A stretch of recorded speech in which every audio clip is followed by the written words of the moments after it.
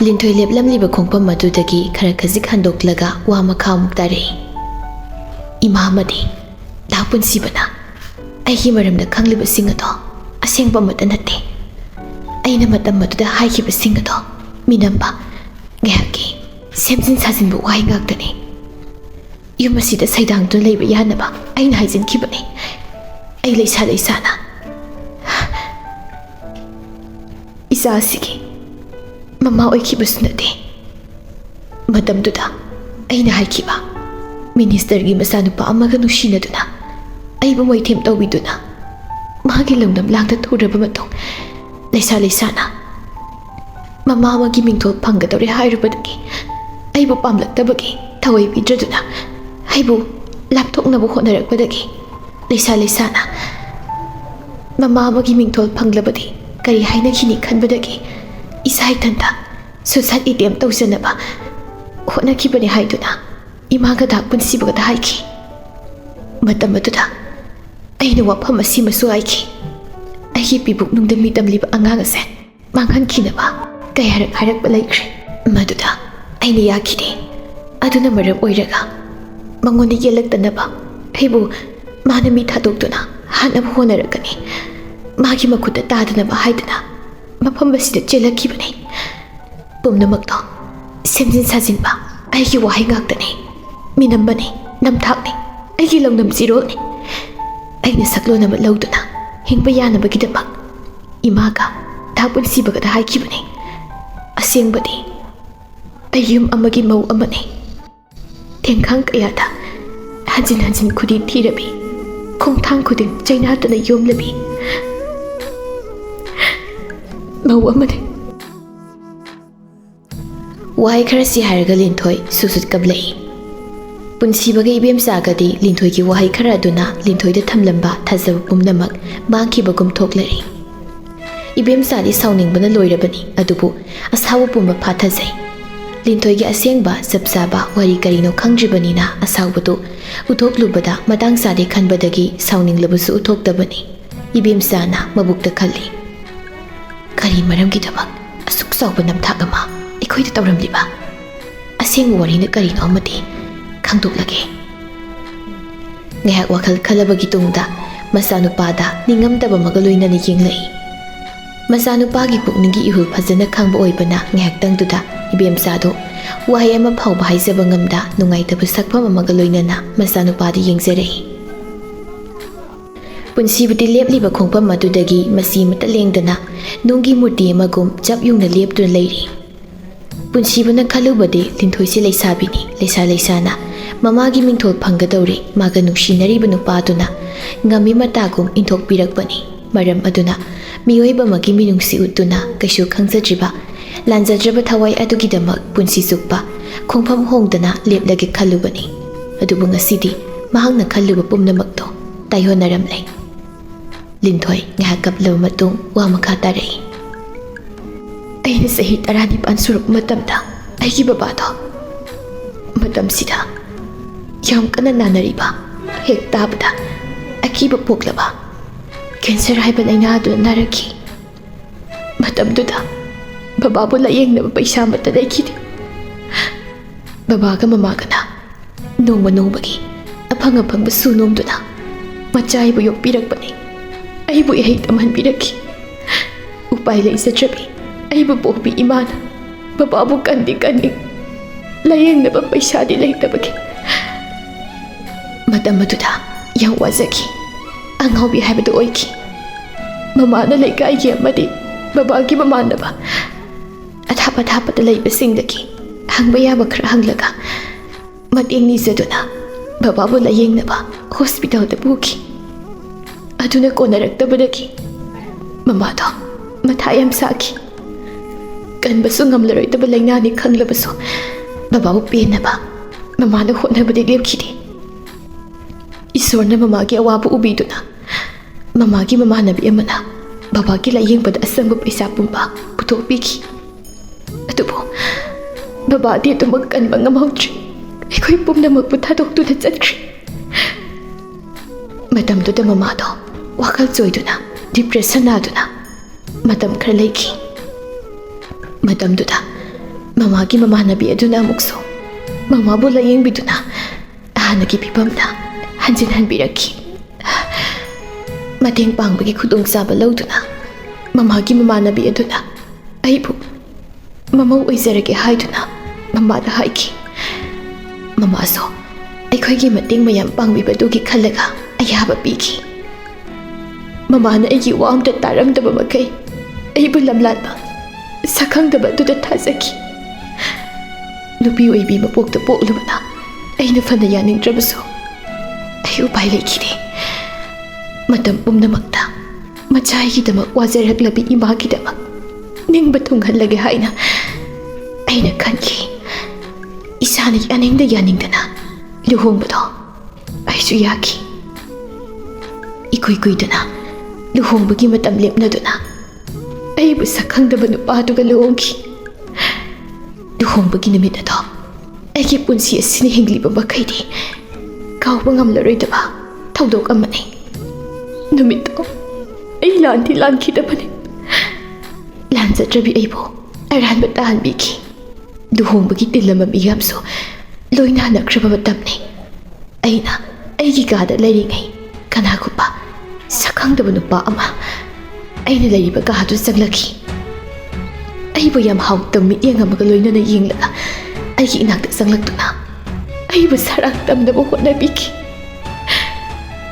ꯃꯥꯒꯤ ꯑꯗꯨꯒꯨꯝꯕ ꯂꯤꯆꯠ ꯑꯗꯨꯗ ꯑꯩꯅ ꯁꯥꯎꯅꯤꯡꯗꯨꯅ ꯅꯨꯄꯥꯗꯨꯗ ꯈꯨꯄꯥꯛꯅ ꯊꯥꯈꯤ꯫ ꯃꯇꯝꯗꯨꯗ ꯅꯨꯄꯥꯗꯨꯅ ꯍꯥꯏꯔꯛꯏ, "ꯅꯪꯕꯨ ꯃꯃꯜ ꯄꯤꯔꯒ ꯂꯩꯈꯤꯕꯅꯤ꯫ ꯅꯪꯕꯨ ꯐꯪꯅꯕ ꯍꯣꯠꯅꯕꯗ ꯑꯩꯉꯣꯟꯗꯒꯤ ꯇꯤꯡꯈꯤꯕ ꯄꯩꯁꯥ ꯃꯌꯥꯝ ꯑꯗꯣ ꯑꯔꯦꯝꯕꯗ ꯃꯥꯡꯕ ꯌꯥꯔꯣꯏ."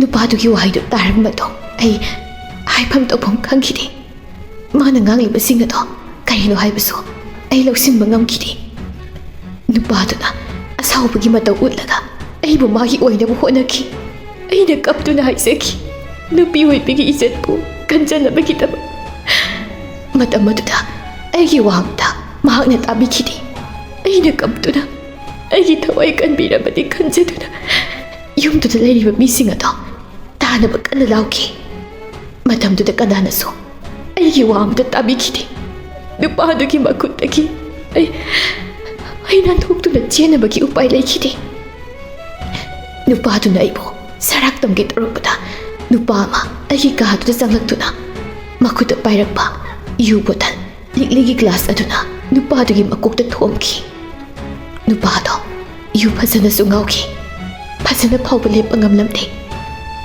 ꯃꯔꯣꯟ ꯁꯨꯕꯣꯏ ꯁꯨꯗꯕꯣꯏ ꯍꯥꯏꯔꯛꯏ, "ꯅꯪꯃꯛꯅ ꯅꯪꯒꯤ ꯅꯇꯩꯃ ꯑꯣꯏꯗꯣꯔꯤꯕꯁꯤꯗ ꯑꯗꯨꯒꯨꯝꯕ ꯂꯤꯆꯠ."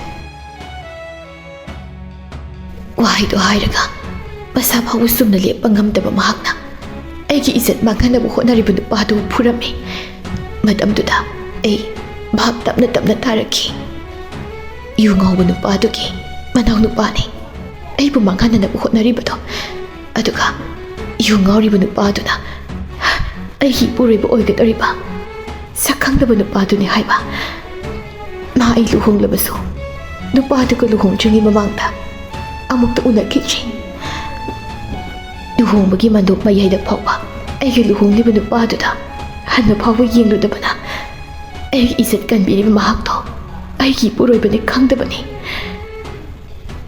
ꯃꯈꯣꯏ ꯃꯆꯤꯟ ꯃꯅꯥꯎ ꯉꯥꯏꯍꯥꯛ ꯐꯨꯅꯔꯕ ꯃꯇꯨꯡ ꯃꯅꯥꯎ ꯅꯨꯄꯥꯗꯨꯕꯨ ꯃꯌꯥꯝꯕꯗꯨꯅ ꯌꯨ ꯐꯅ ꯉꯥꯎꯔꯕꯁꯨ ꯁꯥꯊꯤꯅ ꯐꯨꯕꯤꯔꯝꯃꯤ꯫ ꯃꯌꯥꯝꯕꯗꯨꯅ ꯃꯈꯨꯠ ꯍꯟꯕꯁꯨ ꯉꯝꯈꯤꯗ꯭ꯔꯦ꯫ ꯂꯩꯃꯥꯏꯗ ꯑꯁꯤꯕ ꯃꯒꯨꯝ ꯇꯥꯗꯨꯅ ꯂꯩꯈꯤ ꯃꯅꯥꯎ ꯅꯨꯄꯥꯗꯣ꯫ ꯑꯩꯗꯤ ꯃꯗꯨ ꯎꯕꯗ ꯑꯀꯤꯕꯅ ꯏꯁꯥ ꯄꯨꯝꯕ ꯊꯛ ꯊꯛ ꯅꯤꯛꯇꯨꯅ ꯃꯆꯤ ꯑꯃꯗ ꯇꯥꯁꯤꯟꯗꯨꯅ ꯑꯩ ꯀꯞꯂꯒ ꯂꯩꯈꯤ꯫ ꯃꯌꯥꯝꯕꯗꯨꯅ ꯑꯩꯒꯤ ꯏꯅꯥꯛꯇ ꯆꯪꯁꯤꯜꯂꯛꯇꯨꯅ ꯑꯩꯕꯨ ꯆꯤꯡꯈꯠꯄꯤꯔꯒ ꯍꯥꯏꯔꯛꯈꯤ, "ꯀꯩꯝꯇ ꯀꯤꯒꯅꯨ, ꯑꯩ ꯂꯩꯔꯤꯕꯁꯤꯗꯤ꯫ ꯃꯍꯥꯛ ꯑꯁꯦ ꯏꯃꯥ ꯇꯣꯝꯕꯤꯒꯤ ꯃꯆꯥꯅꯨꯄꯥꯅꯤ꯫ ꯑꯩꯒꯤ ꯃꯃꯥꯗꯤ ꯑꯩꯕꯨ ꯇꯥꯏꯕꯪꯄꯥꯟ ꯑꯁꯤꯗ ꯂꯥꯛꯈꯤꯕ ꯅꯨꯃꯤꯠ ꯑꯗꯨꯗꯒꯤ ꯂꯩꯈꯤꯗ꯭ꯔꯦ꯫ ꯕꯕꯥꯁꯨ ꯑꯩꯅ ꯆꯍꯤ 5 ꯍꯥꯏꯔꯛꯄ ꯃꯇꯝ ꯑꯗꯨ ꯂꯩꯈꯤꯗ꯭ꯔꯦ꯫ ꯕꯕꯥ ꯃꯃꯥꯅ ꯊꯝꯕꯤꯔꯝꯕ ꯂꯟ ꯊꯨꯝ ꯃꯌꯥꯝꯁꯦ ꯃꯈꯣꯏꯒꯤ ꯑꯣꯏꯅꯕ ꯍꯣꯠꯅꯕꯗ ꯉꯁꯤ ꯐꯥꯎꯕ ꯑꯩꯒꯤ ꯃꯥꯡꯅꯕ ꯊꯕꯛ ꯀꯌꯥ ꯇꯧꯗꯨꯅ ꯂꯥꯛꯈꯤꯕꯅꯤ꯫ ꯃꯗꯨ ꯐꯥꯎꯕ ꯑꯩ ꯃꯈꯣꯏꯗ ꯀꯔꯤꯝꯇ ꯍꯥꯏꯈꯤꯗꯦ, ꯍꯥꯏꯁꯨ ꯍꯥꯏꯔꯣꯏ꯫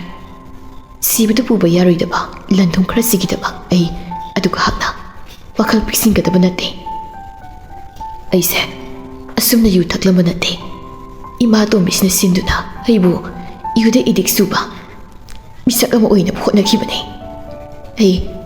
ꯑꯩ ꯃꯈꯣꯏꯅ ꯇꯧꯔꯤꯕꯁꯤꯡ ꯑꯁꯦ ꯈꯪꯗꯕꯗꯤ ꯅꯠꯇꯦ ꯂꯟ ꯊꯨꯝ ꯈꯔꯒꯤꯗꯃꯛ ꯃꯈꯣꯏꯅ ꯑꯩꯒꯤ ꯃꯥꯌꯣꯛꯇ ꯂꯩꯔꯕꯁꯨ ꯑꯩꯅ ꯏꯃꯥꯃꯛꯅꯤ ꯈꯜꯂꯤ ꯏꯅꯥꯎꯅꯨꯄꯥꯁꯤꯁꯨ ꯑꯩꯒ ꯏꯃꯥ ꯇꯤꯟꯅꯗ꯭ꯔꯕꯁꯨ ꯑꯩꯒ ꯍꯦꯛ ꯄꯣꯛꯃꯤꯟꯅꯕ ꯏꯅꯥꯎꯃꯛꯅꯤ ꯈꯜꯂꯤ ꯑꯗꯨꯃꯛꯅ ꯑꯩꯅ ꯉꯁꯤ ꯐꯥꯎꯕ ꯇꯨꯃꯤꯟꯅ ꯂꯩꯕꯅꯤ ꯍꯧꯖꯤꯛꯇꯤ ꯅꯪ ꯂꯥꯛꯂꯕꯅꯤꯅ ꯃꯈꯣꯏꯅ ꯄꯥꯝꯂꯤꯕ ꯃꯤꯍꯧꯔꯤꯕ ꯂꯟ ꯊꯨꯝ ꯃꯌꯥꯝꯁꯦ ꯅꯪꯒꯤ ꯃꯤꯡꯗ ꯂꯣꯏꯅ ꯄꯥꯟꯒꯅꯤ ꯑꯩꯒꯤ ꯏꯅꯥꯎꯃꯛꯅ ꯃꯇꯩ ꯑꯃ ꯑꯣꯏꯒꯗꯧꯔꯤꯕ ꯅꯪꯉꯣꯟꯗ ꯑꯁꯤꯒꯨꯝꯕ ꯂꯤꯆꯠ ꯆꯠꯂꯝꯒꯅꯤ ꯑꯩ ꯈꯛ ꯈꯟꯈꯤꯗꯦ ꯀꯩꯝꯇ ꯀꯤꯒꯅꯨ ꯂꯥꯛꯑꯣ ꯃꯇꯝꯁꯤ ꯊꯦꯡꯂꯦ ꯄꯣꯊꯥꯅꯕ ꯇꯧꯔꯣ ꯅꯪ ꯅꯁꯥꯗꯣ ꯌꯥꯝ ꯋꯥꯅꯁꯨ ꯎꯔꯦ ꯑꯩ ꯌꯨ ꯐꯅ ꯉꯥꯎꯔꯕꯁꯨ ꯀꯅꯥꯅ ꯀꯔꯤ ꯇꯧꯔꯤ ꯍꯥꯏꯕ ꯑꯩ ꯂꯣꯏꯅ ꯈꯪꯉꯤ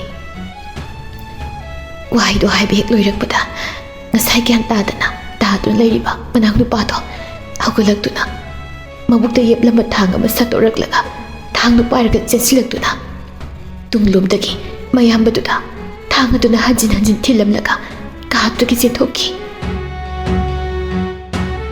ꯍꯥꯟꯅ ꯀꯤꯔꯒ ꯂꯩꯔꯝꯕꯗꯒꯤ ꯑꯩ ꯑꯃꯨꯛꯀ ꯍꯦꯟꯅ ꯀꯤꯗꯨꯅ ꯋꯥ ꯉꯥꯡꯕ ꯐꯥꯎꯕ ꯊꯣꯛꯈꯤꯗ꯭ꯔꯦ ꯃꯌꯥꯝꯕꯗꯣ ꯂꯣꯡꯅ ꯂꯩꯃꯥꯏꯗ ꯇꯥꯗꯨꯅ ꯂꯩꯈ꯭ꯔꯦ ꯑꯩ ꯇꯧꯐꯝ ꯈꯪꯗꯕꯒꯤ ꯀꯞꯂꯒ ꯑꯗꯨꯝ ꯂꯩꯈꯤ ꯑꯗꯨꯗꯒꯤ ꯃꯌꯥꯝꯕꯗꯨꯅ ꯁꯣꯔ ꯊꯕꯦꯠ ꯊꯕꯦꯠ ꯍꯣꯜꯂꯒ ꯌꯥꯝ ꯋꯥꯅ ꯑꯩꯉꯣꯟꯗ ꯍꯥꯏꯔꯛꯈꯤ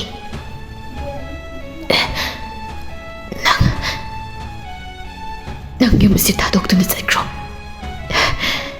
ꯑꯩ ꯂꯩꯇ꯭ꯔꯕꯗꯤ ꯅꯪ ꯌꯨꯝ ꯑꯁꯤꯗ ꯂꯩꯕ ꯌꯥꯝ ꯋꯥꯒꯅꯤ ꯑꯩꯅ ꯀꯔꯤꯒꯨꯝꯕ ꯂꯩꯈꯤꯗꯕ ꯊꯣꯛꯂꯕꯗꯤ ꯑꯩꯕꯨ ꯍꯥꯠꯄꯒꯤ ꯃꯔꯥꯜ ꯁꯣꯏꯗꯅ ꯅꯪꯉꯣꯟꯗ ꯁꯤꯕꯤꯔꯛꯀꯅꯤ ꯃꯈꯣꯏ ꯃꯃꯥ ꯃꯆꯥꯒꯤ ꯄ꯭ꯂꯥꯟ ꯄꯨꯝꯕ ꯑꯩ ꯈꯪꯉꯤ ꯅꯪ ꯃꯐꯝ ꯑꯁꯦ ꯌꯥꯝ ꯊꯨꯅ ꯊꯥꯗꯣꯛꯇꯨꯅ ꯆꯠꯈ꯭ꯔꯣ ꯑꯩꯒꯤꯗꯃꯛ ꯀꯔꯤꯝꯇ ꯈꯟꯒꯅꯨ ꯇꯟꯖꯥꯗꯨꯗ ꯃꯃꯥꯒꯤ ꯃꯃꯥꯟꯅꯕꯤꯗꯨꯒ ꯃꯆꯥꯅꯨꯄꯥꯗꯨꯒ ꯀꯥꯗꯨꯗ ꯆꯪꯂꯛꯈꯤ ꯑꯗꯨꯗꯒꯤꯗꯤ ꯑꯣꯏꯔꯝꯂꯤꯕ ꯐꯤꯕꯝꯗꯨꯗ ꯃꯃꯥꯒꯤ ꯃꯃꯥꯟꯅꯕꯤꯗꯨꯅ ꯀꯞꯂꯒ ꯂꯥꯎꯗꯨꯅ ꯍꯥꯏꯔꯛꯏ ꯂꯩꯀꯥꯏ ꯃꯤ ꯍꯥꯠꯂꯦ ꯀꯅꯥ ꯂꯩꯕꯒꯦ ꯑꯩꯒꯤ ꯏꯆꯥꯕꯨ ꯃꯥꯒꯤ ꯅꯨꯄꯤꯗ ꯊꯥꯡꯅ ꯊꯤꯟꯗꯨꯅ ꯍꯥꯠꯂꯦ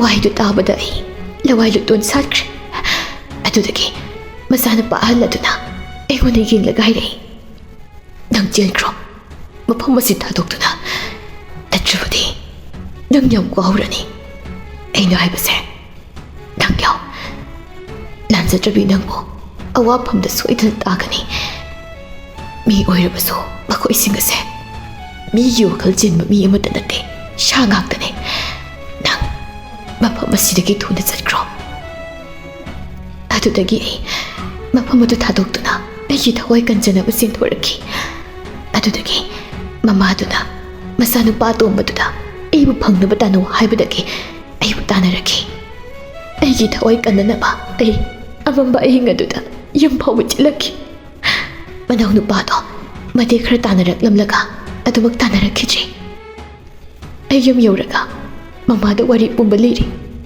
ꯃꯃꯥꯗꯣ ꯌꯥꯝ ꯁꯥꯎꯈꯤ ꯋꯥꯔꯤꯁꯤꯡ ꯑꯗꯨ ꯇꯥꯔꯒ ꯑꯩꯅ ꯃꯃꯥꯗ ꯍꯥꯏꯈꯤ ꯅꯣꯡꯉꯥꯟꯗ꯭ꯔꯤꯉꯩ ꯌꯨꯝ ꯑꯁꯦ ꯊꯥꯗꯣꯛꯇꯨꯅ ꯀꯗꯥꯏꯗꯅꯣ ꯆꯠꯈ꯭ꯔꯁꯦ ꯍꯥꯏꯗꯨꯅ ꯑꯍꯤꯡ ꯑꯗꯨꯗ ꯃꯐꯝꯗꯨ ꯊꯥꯗꯣꯛꯇꯨꯅ ꯑꯇꯣꯞꯄ ꯈꯨꯜ ꯑꯃꯗ ꯁꯩꯗꯥꯡꯗꯨꯅ ꯂꯩꯈꯤ ꯃꯇꯝꯅ ꯑꯁꯨꯝ ꯍꯧꯈꯤꯕꯅ ꯆꯍꯤ ꯈꯔꯗꯤ ꯍꯧꯈ꯭ꯔꯦ ꯃꯃꯥ ꯃꯆꯥꯗꯨꯅ ꯑꯩꯈꯣꯏꯒꯤ ꯈꯣꯡꯒꯨꯜꯁꯨ ꯂꯤꯔꯛꯈꯤꯗꯦ ꯀꯔꯤꯒꯤꯁꯨ ꯂꯤꯔꯛꯀꯅꯤ ꯃꯆꯥꯅꯨꯄꯥ ꯑꯍꯜ ꯑꯗꯣ ꯁꯤꯔꯕꯅꯤꯅ ꯂꯩꯍꯧꯔꯤꯕ ꯂꯟ ꯊꯨꯝ ꯃꯌꯥꯝꯗꯣ ꯃꯈꯣꯏꯒꯤ ꯂꯣꯏꯅ ꯑꯣꯏꯔꯕꯅꯤꯅ ꯕꯗꯅꯥꯝꯗꯤ ꯑꯩꯉꯣꯟꯗ ꯐꯪꯍꯧꯔꯦ ꯂꯩꯀꯥꯏꯗꯨꯅꯗꯤ ꯃꯃꯥ ꯃꯆꯥꯒꯤ ꯋꯥꯗ ꯊꯥꯖꯔꯝꯃꯤ ꯑꯩꯈꯣꯏꯕꯨ ꯅꯨꯡꯁꯤꯕ ꯃꯃꯥ ꯃꯆꯥꯒꯤ ꯂꯤꯆꯠ ꯈꯪꯕ ꯈꯔꯅꯗꯤ ꯑꯩ ꯂꯥꯟꯗꯦ ꯍꯥꯏꯅ ꯈꯜꯂꯝꯒꯅꯤ ꯑꯩꯃꯛꯅ ꯃꯤ ꯍꯥꯠꯂꯝꯃꯤ ꯍꯥꯏꯕꯁꯨ ꯊꯥꯖꯅꯔꯣꯏ ꯃꯇꯝ ꯏꯀꯨꯏ ꯀꯨꯏꯗꯅ ꯑꯩꯒꯤ ꯄꯨꯟꯁꯤꯗ ꯅꯨꯄꯥ ꯑꯃꯃꯨꯛ ꯊꯦꯡꯅꯈꯤ ꯃꯇꯝꯗꯣ ꯃꯃꯥꯅ ꯌꯥꯝ ꯀꯟꯅ ꯅꯥꯗꯨꯅ ꯂꯩꯕ ꯃꯇꯝꯅꯤ ꯑꯩꯒꯤ ꯑꯋꯥꯕ ꯀꯌꯥ ꯑꯃꯗꯤ ꯑꯩꯈꯣꯏꯒꯤ ꯏꯃꯨꯡꯒꯤ ꯑꯋꯥꯕ ꯀꯌꯥ ꯑꯃ ꯅꯨꯄꯥꯗꯨꯅ ꯃꯇꯦꯡ ꯄꯥꯡꯕꯤꯈꯤ ꯃꯃꯥꯒꯤ ꯑꯅꯥꯕꯗꯁꯨ ꯑꯣꯄꯔꯦꯁꯟ ꯇꯧꯗꯕ ꯌꯥꯔꯣꯏ ꯍꯥꯏꯗꯅ ꯗꯣꯛꯇꯔꯅ ꯍꯥꯏꯔꯛꯄꯗꯒꯤ ꯑꯣꯄꯔꯦꯁꯟ ꯇꯧꯕꯗ ꯆꯪꯕ ꯃꯤꯉꯣꯟꯗꯒꯤ ꯕꯕꯥꯒꯤ ꯅꯥꯕꯗ ꯑꯃꯗꯤ ꯃꯃꯥꯒꯤ ꯅꯥꯕꯒꯤꯗ ꯂꯧꯁꯤꯟꯈꯤꯕ ꯃꯌꯥꯝꯗꯣ mahakna loina singbiki. Mana ibu nungsizaba, aibu pamzaba. Ai awaba khangbiyu matau kaya tu uraga. Ai mangona wa kaya ngangba ngamkide. Aikhoi upai leiraktraba matamda mahakna igi mangda lepiduna aigi mateng kaya mapangbiki. Aise migi miyengdadi luhonglabi mau amane haina hairaba phauba mahakna ibu nungsibadi hanba kauba leikide. Mahaki sakrida ai khangba ngamkide. Mau halakpi aina karamna imung amada asengba mau amo oina leigani. Tattana ina mafamda isaki. Adu phauba mahakna ibu nungsibadi mayeng takide. Aigi wari pumba linaba kayarak honaki. Mahakna linabagi matam pikide. Mahaki anam kan mataw aduna aibo mahagi nungsibada kudum chanki. Tapna tapna ikhoyani nungsinaba haibad oiki. Ibanagi nungsibada magi imana khanglakpadagi aikhoi anigi maribo thadatnaba honarakpadagi madu pumba mahakna khanglakduna ai isana yaningda chenki. Chelaba matong ibani dumak luhongki. Mabu pokpi ima adunadi aibu mau halakpini haiduna aibu pamde. Adugi sumatanda ai maga luhongki baduso dupa mayumda hongkibani. Aibu pokpi ima aduna macha aigidaba awang karimta piraktabagi imem oiribiduna yamna sauki. Madumang naibo yum adugi mau amu oina yum aduda shuklai lehenba pamkidabani. Laibak thiribe aigi punsidi awabagi saruk loiba naide. Luhongba numit aduda aigi apokpi ima aduso macha aibu thadokduna chatki. Aigi mangda mamado yam wana urambagi mangonda haiduna nonganjringai ibani aikhoida laki. Aina khalamadu chumlami macha aibu ngairamdana mamadi macha aibu thadokduna chatlamle. Mamagi karama loitri pao ibani aikhoida leinaba haibada manasu yare. Nongma numidang ama aigonda kari pendaba leiduna kanana karigidama aikhoi nibu kainanaba silibanu khangde. Masak khangdaba mi khara lakduna mabu yam thina phurame. Mabu hospital da pukhatuna laikanaki. Doctor singna yam kana chenduna honaki. Adubu chapsabadi khangba ngamkide. Matamduda ayang waki isorbu khurumzaki. Ipuroibagi thawai kanbiyo haizaki. Ai awaba isorna ubiduna thaidokpadi tawkhijre. Nongalakpada mabu pokpu pabungdo sakhangdaba kharana phajinuna thamkre. Lupa lakh yankhaigi demand tawrakpagi pidabagi bababu phajinduna thamkibani haiduna mabu pokpi imana hairaki. Maso hospital da leibanina paisa singdo aina oina thilunaba mamana aingoda hairaki. Paisa do piramlaga baba ibani hanminaro haiduna adudagi aiso mamana haiba yaduna paisa do puraga mamana haiba mafam adu laki. Aina mafam adu yorakpa matamdadi mafam aduda yum amakhak leirami. Yum aduda aina changlubada kanasu leiramde. Ngahak leiraba matong nupa amaga babaga thoglei. Ai khutagi paisa singdo laukhram matong nupa khara thoglaklaga ai pomuk phajinduna mafam aduda thamki. Bababusu mafam adudagi putuna chatki. Mafam aduda aibu punsinuna thamlaba matong nupa sing adu thokhraga yumgi akoibado mai tharakpani. Numit aduda aigi haksangna maina tumna chakatringaida nupa amana aibu kanbiki. Aibu kanbirakpa nupado atay kanasu nate aigi nupagi mamanamani. Mataw karamna thawdokda thokibano haina aingoda hangki. Wari singado amata sithadana aina liki. Numit aduma mafamdudagi halakpada numit tare. Ai yum thanjintre moida leiraga hayeng nonganbaga hospital da chatlasi haibadagi aishu yare. Aibu yum ta hanjindabagi maramdi aigi warido taraga thogliba thawdok ase adamnana aibu mangnaba silakpani. Mana chingnaba khara lei haibadagi aibu moida hingdaba leihanki. Numit adugi nonganbaga babado sakhangdaba kharana nongmaina kaplaga hundoklamle haina pau taki. Numit ado yam kapki. Aina yumda lakpada imana ibu uraga chesilakuna ai maida kupangna taki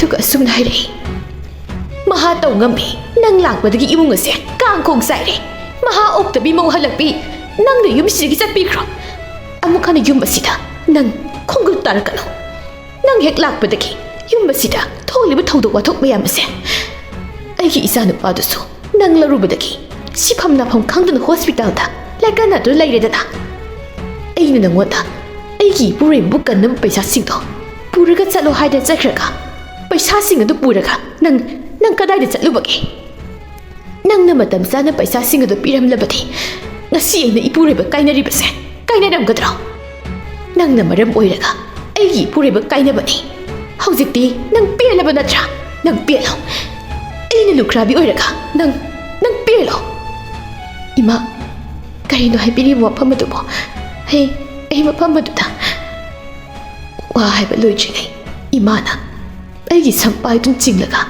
yum adudagi laktana inthordaklaga maha tau ngambi mi sabi hingsabi nang yum asida amkhana leiba yaroi aigi purebana aibu thadoktuna chatkibase nangi maramgidamakni naram chattunani nongna nawadu kainaraga mau halakpi oiduna matam kuina leraklibato nama adusu nangna wakal yawmandabadagi nang yaktaktagi sikredana hausing namo aigi isa nupabu mangna honari isa nupado sining sita hingawbani nang nupa kayadi saki daurige aigi purebase nangi maramgidamak aibu thadoktuna chatkrabasu aigi isa nupasidadi madadi hingna thambiramo amukhana aigi isa nupagi manakta lakano nasaktusu amukhana aigi isa nupagi mangda nang utkano ipuroiba kainabagi maisa khangba loijringai isa nupa kainabagi maisa kamuk nangna haplagano mama ama oina ai isa nupa kainabagi maisa khangba ngamloi oktabi mi sabi hingsabi nang ta kadai nu chatkro isa nupa bu thamoi sengna nuksirabadi isa nupa bu koina hingangi hairabadi isa nupa gi punsidagi nang lapna chatkro imagi kallaba wai singdo ai taba ngamdabagi yum adudagi kaplaga hospital tamna wagi manakta lakibani hospital da yauraga ai puroibaba uraga awaba kokatra kanduna mafam aduda chatlubaduna amukka hena aigi thamoise machetana kaikre imana ngahak pendabagi ngangba chaibada ai saude mafam aduda aigi nupaga atopa nupi amaga leiramliba phibam sanaramli warising amadi aibu lana lauramba khudingmak imitsina uruba inasina tarubadagi ai hinglubagi kanaba laitre khanduna mafam adudagi sizaruragi khanduna isaitata suicide attempt tawzage tawbada da punsibana aibu kanbirakibani numit aduda da punsibana aibu kanbiramtrabadi ina ngasi phauba wana saklon kaya lauduna hinglibase hinglamoi wari liba lorakpada linthoi leplambadagi makhadagi launa phamthaduna pena kaplaga laikre